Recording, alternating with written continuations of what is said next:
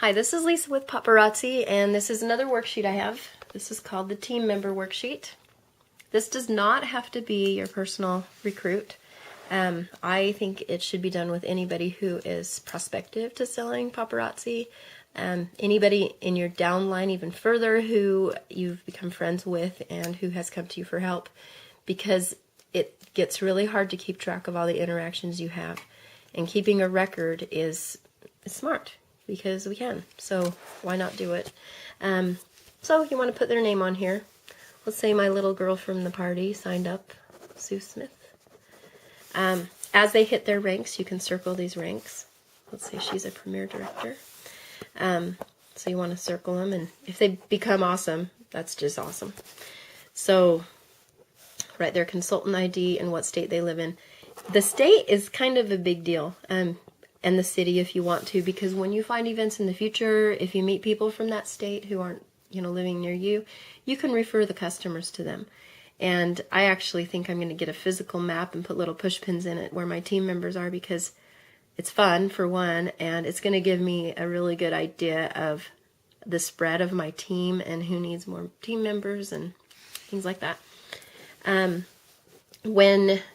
Again, this is just stuff you can write down. The day they signed up, the sponsor, and the level they're at. Like if they're your personal team member, or if they're, under somebody else that you know. Whatever's going to help you remember where they are on your team. And it doesn't matter, you want to help them no matter what. It's just kind of nice to know that information. This right here, the best time to contact them and the best way to contact them. That's really super, super good to know. I've noticed with people who I've not personally recruited, who have contacted me, it's very obvious how they like to contact you. Text or email or Facebook or whatever. But with your personal team members, you need to ask them. You need to find out from them the best way to contact them and to keep in touch. Find out if they work, the times of the day they're available. Let them know your own schedule and so on, so that you can keep in touch. All right, when you meet somebody new, and when I meet somebody new, I really like to ask about them. Gives you an idea of who they are. They're going to become your friends, and it's nice to know about them. And then, of course, tell them about yourself a little bit, and then you can get down to business. Find out why they signed up, and their reason they signed up should be long. It needs to be a big, long paragraph that they can share with other people. But for your notes here, you might want to put, wants to quit their job, or trying to send kid to college, whatever you want to put on there. And then specific goals set with dates. Challenge them to set different goals.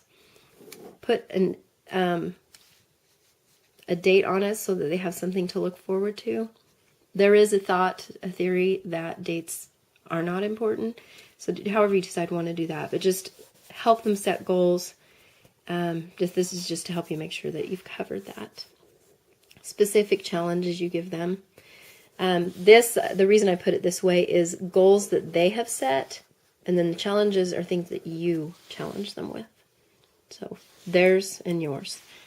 And then down here, notes. Anything else, basically.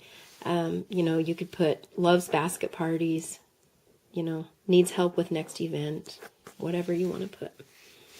So that's kind of it. I imagine these papers are going to be turned over and filled up and used again and again, because you're going to be building relationships with these people, and you'll have a lot of stuff to write down. And you don't have to write down everything, but it's, anything that you want to remember that will help you out. And I plan to have a paper for everybody that I interact with and all my personal recruits, because then I can refer to that when I need to.